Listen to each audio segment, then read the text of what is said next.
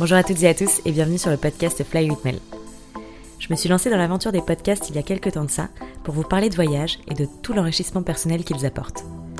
Je me base sur mes propres expériences personnelles ainsi que sur celles de mes amis et autres rencontres venues d'ici et d'ailleurs. Aujourd'hui, on va parler de la découverte de soi à travers le voyage. Je vous donnerai des conseils pour prendre votre envol et puis pour tester aussi l'aventure en solitaire ou encore le road trip en van avec quelqu'un. Je vous souhaite un très très bon vol, alors accrochez vos ceintures et c'est parti.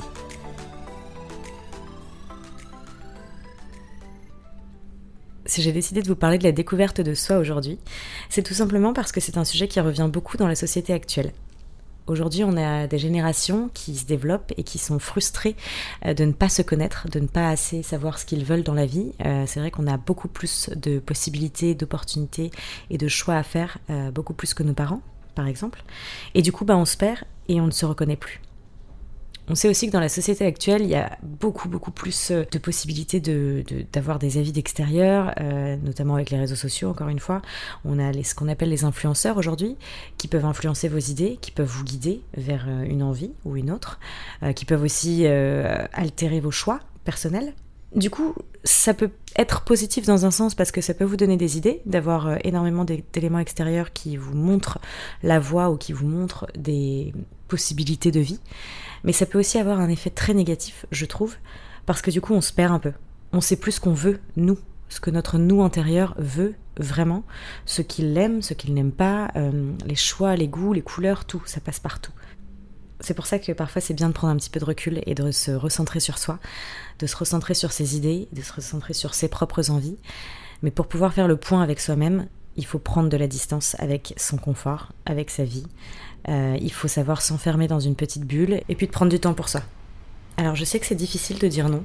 C'est difficile de dire non à ses copains, c'est difficile de dire non pour des sorties, pour des verres entre amis, pour des bars, Et on a toujours envie de trouver une excuse parce que si on dit non, je peux pas venir parce que je vais passer du temps avec moi-même, ça fait tout de suite bizarre. C'est vrai que ça te fait tout de suite bizarre. Et pourtant, c'est important de prendre ce temps-là. C'est important de prendre du temps pour soi parce que si on n'en prend pas, on se perd très très vite et on se perd dans la spirale des autres. Donc c'est-à-dire qu'on va agir dans sa vie en faisant comme les autres, en faisant pour les autres et en faisant avec les autres. Ce qui fait qu'un jour, on va s'arrêter et puis on va se dire mince, mais qu'est-ce que je veux moi ? Mais moi, qu'est-ce que j'aime en fait ? Et on se rend compte qu'on s'est oublié, on s'est complètement oublié parce que la vie elle va très très très très vite et que à force de vivre avec les autres ou par procuration, du coup on s'oublie. C'est pour ça que moi, de mon expérience, le fait d'avoir choisi de voyager et de couper un petit peu avec ce monde que j'avais et cette vie à 100 à l'heure que j'avais à Paris, c'était un moyen pour moi aussi de me dire waouh, je vais m'arrêter 2 minutes et puis je vais prendre le temps pour moi parce que je sais pas ce que je veux. Je sais pas ce que je vaux, je sais pas ce que j'aime, je sais pas. Bien sûr que je savais un minimum, mais je sentais qu'il y avait un truc que je connaissais pas de moi-même et que j'agissais beaucoup pour les autres, que j'agissais beaucoup dans le jugement des autres. C'est quelque chose qui est très difficile aujourd'hui de pallier parce que, encore une fois, à travers les réseaux sociaux, à travers le fait qu'on a beaucoup plus d'amis qu'avant, c'est beaucoup plus facile de faire des rencontres. Dans le monde d'aujourd'hui, c'est beaucoup plus facile de s'ajouter sur Facebook, de savoir qui est qui, de savoir qui vient d'où, etc. Ce qui fait que du coup, on a beaucoup plus de regards tournés vers nous et on a l'impression que beaucoup plus de gens nous regardent et nous regardent agir. Ce qui est différent de la société d'avant et de la génération de nos parents, par exemple. Du coup, voilà, moi j'avais besoin de prendre ce temps et de prendre du temps pour moi et je me suis dit waouh, je vais faire ce voyage en Australie, je vais partir avec mes copains, je vais m'isoler un petit peu quand je pourrai et puis je vais voir ce que ça donne et puis surtout je vais apprendre à m'apprendre, apprendre à me connaître loin des autres, loin de la France, loin de mon quotidien, loin de mes proches, loin des amis que j'avais, etc. Et c'était vraiment une très très bonne décision. Je vous le souhaite vraiment. Je vous souhaite de pouvoir prendre ce risque un jour. Je sais que c'est très compliqué, mais il faut que vous pensiez un petit peu à vous. Et il faut que vous vous répétiez surtout que ce n'est pas mal de prendre du temps pour soi, de prendre du temps pour vous, et que si vos amis vous aiment vraiment, ils comprendront. Alors vous êtes peut-être en ce moment dans une période de questionnement sur vous-même, de questionnement sur votre vie, vous êtes peut-être perdu, peut-être que vous avez envie de changement, vous avez envie de quelque chose de nouveau, vous sentez qu'il y a un truc qui cloche, un truc qui va pas. C'est peut-être que vous êtes installé dans une très bonne vie, avec un petit boulot, une routine, des amis, tout ce qui vous va, mais que vous sentez qu'il y a un petit manque. Et c'est normal. C'est normal parce que dans la société actuelle, on a tellement accès à tout que parfois on a tellement trop qu'on sait plus ce qu'on veut. Et puis on est triste. Voilà. Du coup, si vous êtes un petit peu dans un moment de questionnement, que vous voyez tous ces gens partir autour de vous, peut-être que vous avez des amis aussi qui sont partis à l'autre bout du monde, et que ça vous donne envie et que vous dites waouh, moi aussi j'ai trop envie, ou alors la chance, arrêtez de vous dire ça et dites-vous simplement que vous aussi vous pouvez prendre le pas et vous aussi vous pouvez vous envoler un petit peu. Si vous êtes en pleine période de questionnement comme ça, ce que je vous invite à faire, c'est de prendre un papier, un stylo et de noter votre envie actuelle. Une envie vraiment forte, quelque chose qui vous fait rêver et que vous avez vraiment envie de faire, mais vous mettez toujours des freins face à ça. Donc vous pouvez noter cette envie, et face à cette envie, vous allez couper la feuille en deux et vous allez mettre d'un côté tous les freins qui font que vous ne prenez pas la décision de réaliser cette envie, et de l'autre côté, vous allez mettre toutes les options qui seraient possibles pour justement réaliser cela. Alors on va prendre un exemple assez simple. Si votre envie du moment, c'est de partir à Londres, travailler dans un bar pour apprendre l'anglais, vous le notez. D'un côté, vous allez mettre tous les freins. Donc, par exemple, vous avez un bail d'appartement, vous ne pouvez pas quitter votre appartement comme ça. Vous êtes en couple, vous ne pouvez pas partir et laisser votre conjoint ou votre conjointe comme ça. Vous avez un chat, vous ne pouvez pas laisser le chat tout seul. Voilà, tous les freins que vous voyez en face de vous. Et puis de l'autre côté, vous allez mettre toutes les options qui seraient possibles. Toutes les solutions que vous pourriez trouver face à ces freins pour justement réaliser votre envie. Donc par exemple, appeler le propriétaire pour voir s'il y a un arrangement possible pour quitter votre appartement plus tôt. Voir avec la personne qui partage votre vie si elle n'a pas envie de venir avec vous vivre cette aventure. Voir si vos parents, votre famille ou quelqu'un pourrait prendre soin de votre chat, ou peut-être que vous pourriez même emmener votre chat avec vous. Voilà. Il faut vraiment essayer de trouver à chaque problème, entre guillemets, à chaque frein, une solution. Il y en a toujours. Il y en a toujours des solutions, même si les solutions sont parfois difficiles, même si c'est des gros risques, même si, il y a toujours quelque chose de possible. Ce qu'il faut vous dire, surtout moi ce que je me dis toujours, c'est que le seul vrai frein qu'on ne peut pas pallier, qu'on ne peut pas résoudre, c'est la santé. C'est vraiment la santé, parce que quand on a des soucis de santé, on ne peut pas toujours trouver une solution et c'est pas toujours facile. Alors tant que vous avez la santé, dites-vous que tout est possible. Tout est possible après tout et on n'a vraiment qu'une seule vie. Et je vous souhaite vraiment de la vivre à fond et de prendre les risques. Et parfois, les risques les plus difficiles et qui font le plus peur sont finalement les meilleurs. Et sont les meilleures prises de décision. Moi, le premier frein que j'ai vu face à cette prise de décision, qui était du coup de tout quitter pour partir en Australie, c'était de me dire, je vais quitter un job avec des responsabilités, je vais quitter une vie qui me convient, je vais quitter des amis, je vais quitter ma famille, je vais quitter finalement un truc qui me va très très bien, et je vais tout foutre en l'air, simplement pour aller voir des kangourous au fin fond de l'Australie. Voilà. Et je me disais vraiment ça, et je me disais mais c'est dingue, c'est insensé, c'est pas possible. Et puis en même temps j'avais une espèce d'excitation à l'intérieur de moi qui me disait c'est peut-être le moment. J'avais 25 ans à l'époque et je me disais c'est peut-être maintenant. Et si j'en ai envie maintenant, je sais que ça va me rester là, ça va me trotter dans la tête cette envie de partir pendant un long moment. Là j'ai l'opportunité qui s'ouvre à moi, alors pourquoi pas la saisir. Et du coup je suis partie comme ça avec mes copains en Australie et j'ai tout quitté, on a pris le temps de tout quitter correctement, mais j'ai tout quitté. Le deuxième risque que j'ai voulu prendre en Australie, c'était aussi de voyager seule à un moment. Même si je suis arrivée avec des amis sur place et qu'on a fait beaucoup de choses ensemble, il y a eu un moment où je me suis dit que il fallait aussi que je tente un truc pour moi, et pour moi toute seule. Et ça peut paraître égoïste dit comme ça, mais ça ne l'est pas. C'est simplement prendre du temps pour soi et prendre soin de soi finalement. Et du coup, j'avais pris le temps de parler à mes copains et de leur dire que j'avais envie de partir un petit peu toute seule à l'aventure pendant 3 semaines en Australie, sur la côte Est. De voyager comme ça, avec mon sac à dos. Et puis de voir si j'étais capable, comment j'allais me sentir, par quelle phase émotionnelle j'allais passer. J'avais vraiment envie d'essayer. Et donc je l'ai fait. Et c'est quelque chose que je vous conseille. Si vous avez l'opportunité de partir un petit peu seul et que vous avez très peur, parce que moi j'avais très peur, faites-le. Et puis dites-vous que si ça vous va pas et que vous êtes triste et que vous n'arrivez pas à vivre seul entre guillemets et que vous aimez vraiment pas la solitude, au pire c'est pas grave, vous rentrez ou vous appelez un copain qui vous rejoindra sur la route. Mais essayez en tout cas, essayez l'aventure seule parce que il n'y a que comme ça que vous allez vraiment vous connaître, que vous allez pouvoir organiser votre vie sans dépendre de qui que ce soit, que vous allez pouvoir organiser vos journées, que vous allez pouvoir apprendre à savoir ce que vous aimez manger, ce que vous aimez boire, ce que vous aimez aller voir, ce qui vous anime, quelles sont les énergies qui vous tirent vers le haut, quelles sont celles qui vous tirent vers le bas, vers qui vous allez. Est-ce que vous êtes plutôt quelqu'un de sociable, pas sociable, etc., etc. Mais vous allez vraiment vous découvrir vous-même. Il n'y aura personne autour de vous pour vous juger. Il n'y aura personne, et puis de toute façon, les gens qui seront autour de vous et que vous allez rencontrer, leur jugement ne comptera pas vraiment à vos yeux parce que vous savez que c'est des gens qui sont temporaires. C'est des gens de passage, et c'est des gens que vous allez rencontrer peut-être une journée, 1 heure, 10 minutes. Du coup, vous n'apporterez pas autant d'importance à leur jugement comparé à quelqu'un que vous rencontrerez dans votre ville et que vous pourrez croiser très facilement. Donc voyager seul, ça vous permet vraiment de vous connaître et ça vous permet aussi d'apprendre à vous responsabiliser.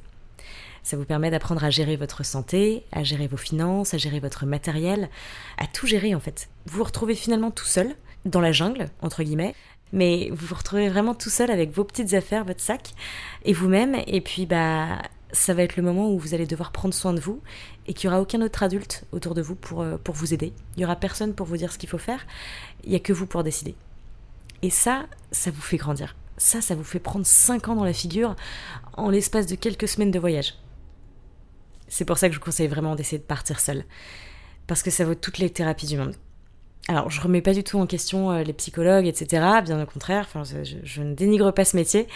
Mais je pense juste que parfois, le fait de voyager un petit peu seul, ou même avec quelqu'un, mais de voyager loin de chez soi, ça vous permet de grandir énormément, ça vous permet d'apporter des réponses à vos questions, et ça vous permet de vous ouvrir les yeux sur les choses de la vie, et sur votre manière de voir les choses. Vous pouvez donc décider de voyager en solitaire, ou vous pouvez aussi décider de voyager en van, notamment si vous allez en Australie, mais même ailleurs en Europe, je sais que ça se fait beaucoup maintenant. Et moi j'avais décidé de me lancer ce 2e challenge. La meuf adore se lancer des challenges dans sa vie. Mais ouais, j'aime bien parce que, en fait, quand on est à l'autre bout du monde et qu'on prend des risques, et qu'on voit à quel point ces risques nous apportent beaucoup, qu'on a énormément de résultats, de bénéfices, que ça nous fait grandir, que ça nous enrichit et qu'on se sent différent, et du coup on veut en prendre encore et encore et encore, et on veut tenter tous les challenges qui s'offrent à nous. Du coup, j'avais tenté l'aventure du van avec Monica, une de mes colocs de l'époque. Et puis, on avait fait un petit tour de la côte Est aussi, une autre partie de la côte Est, du coup, en van, pendant 2 semaines. Alors, l'expérience de partir en van, je vous la conseille, mais je vous conseille de vous organiser. Je pense que déjà, la première chose à se poser comme question, c'est avec qui ? Il faut partir avec quelqu'un qui vit à peu près comme vous. Quelqu'un qui a les mêmes envies, quelqu'un qui a le même train de vie, quelqu'un qui va aimer se lever le matin quand vous aimerez vous lever le matin, quelqu'un qui aime pas trop faire la fête si vous aimez pas faire la fête, ou qui aime faire la fête si vous aimez la faire, etc., etc. C'est vraiment important de choisir la personne avec qui vous partez parce que si vous choisissez quelqu'un qui vit différemment et que vous n'arrivez pas à vous adapter et que des 2 côtés les sacrifices sont difficiles, vous allez vous sentir très frustré. Et le voyage, c'est tellement important et c'est pas quelque chose qu'on a le temps de faire tout le temps dans notre vie, entre guillemets, que du coup, il vaut mieux optimiser son temps et il vaut mieux optimiser l'organisation pour pouvoir vivre un voyage pleinement à 100%.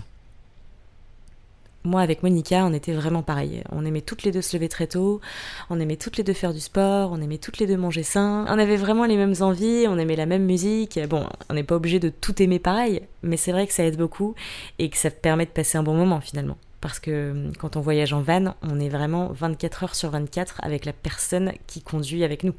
On partage nos nuits ensemble, on partage nos draps, on partage nos moments toilettes, on partage nos moments papier toilette, très important. On partage tout. Alors c'est difficile de vivre l'un sur l'autre, surtout quand on se dit que juste avant, par exemple, on a voyagé en solitaire, et de finalement avoir quelqu'un qui rentre dans sa zone de confort tout d'un coup, dans sa bulle. Mais c'est aussi un challenge qui nous apprend à savoir qui on est et à savoir comment on est avec les autres. Ça nous apprend à savoir si on sait s'adapter, si on sait vivre en communauté, si on sait se sacrifier pour l'autre, sans pour autant s'oublier. Et puis, qui dit voyage en van, dit aussi beaucoup d'heures de route, notamment en Australie. Parce qu'il faut savoir que pour aller d'un point A à un point B en Australie, il ne faut pas 1 heure, il faut au moins 3 heures de route au minimum. Ce qui laisse place à des discussions très très profondes. Vous partagez des choses sur le passé, le présent, le futur, c'est des discussions sur la vie, vous refaites le monde, et c'est ça qui est beau. Nous, avec Monica, on avait une règle dans le van, c'était que pendant qu'il y en avait une qui conduisait, l'autre ne devait pas s'endormir. On devait vraiment rester animé et toujours se raconter des trucs. Parce que c'est vrai que c'est assez facile de s'endormir en voiture quand on n'est pas malade. Et nous, on savait qu'on était des dormeuses assez faciles là-dessus. Du coup, on s'était vraiment instauré cette règle. Et c'est ce qui nous a permis de nous connaître beaucoup plus. Déjà de nous connaître beaucoup plus l'une et l'autre, d'en savoir plus l'une sur l'autre, mais aussi de se connaître beaucoup plus soi-même. Parce que quand on est avec quelqu'un d'autre sur la route, on aborde les choses différemment, et puis on se pose des questions qu'on ne se poserait pas dans la vie de tous les jours. On a des conversations qu'on n'a pas autour d'un café en plein Paris, par exemple. On a des conversations vraiment, vraiment très poussées. Et par exemple, notre ami ou notre acolyte peut poser son doigt, peut appuyer sur un bouton chez nous que l'on n'aurait jamais osé appuyer. Et on peut nous poser des questions qu'on ne se serait jamais posées. Et c'est ça qui fait qu'on peut aussi vraiment grandir et vraiment se retrouver et se reconnaître en étant sur la route et en partageant quelque chose avec une personne qui partagera notre quotidien pendant un bon moment. Et je trouve ça vraiment incroyable. Nous, avec Monica, ça nous a permis de nous connaître et ça nous a aussi permis de nous reconnecter avec les choses simples de la vie.